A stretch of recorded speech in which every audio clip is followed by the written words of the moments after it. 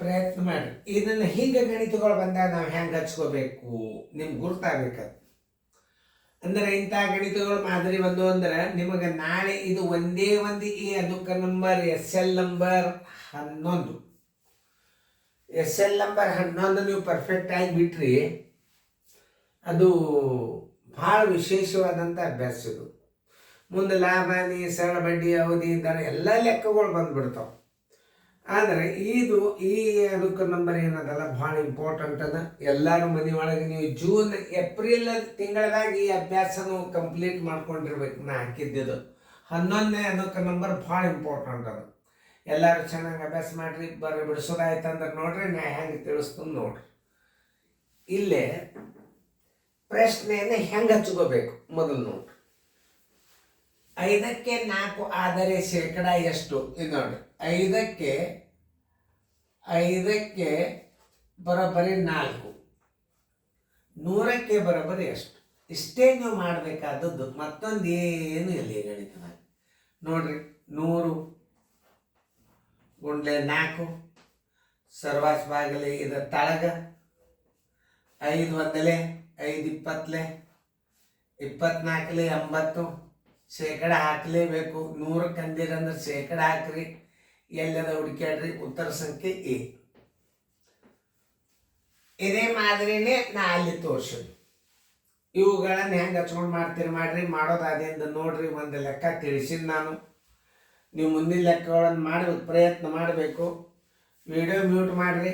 Video mute ಮಾಡಿ ಹಿಂಗೆ ಮಾಡೋದಾಯ್ತಂದ್ರೆ video on ಮಾಡಿರಿ. ನಾ ಬಂದು ತಿಳಿಸ್ತೇನೆ.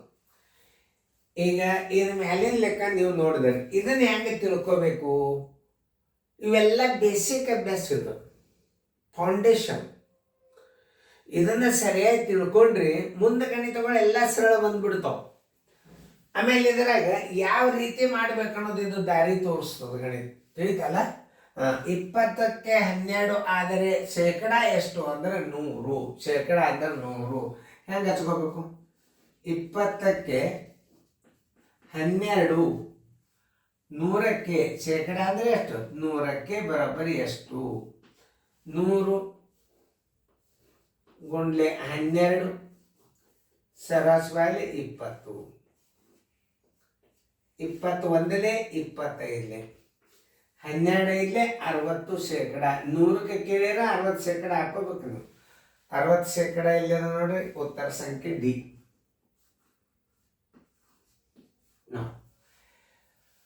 ಭಿನ್ನ ರಾಶಿ ಬಂದಾಗ ಹೆಂಗೆ ಹಚ್ಕೋಬೇಕು? ಎಲ್ಲ ರೀತಿಯ ಗಣಿತಗಳು ಬರ್ತಾವ. ಮತ್ತು 3-4 ಅಂಶ ಅಂದರೆ ಶೇಕಡ ಎಷ್ಟು ಅಂದಾಗ ಅದನ್ನ ಹೆಂಗೆ ಬರೀತದೆ ನೋಡ್ರಿ. 4ಕ್ಕೆ 3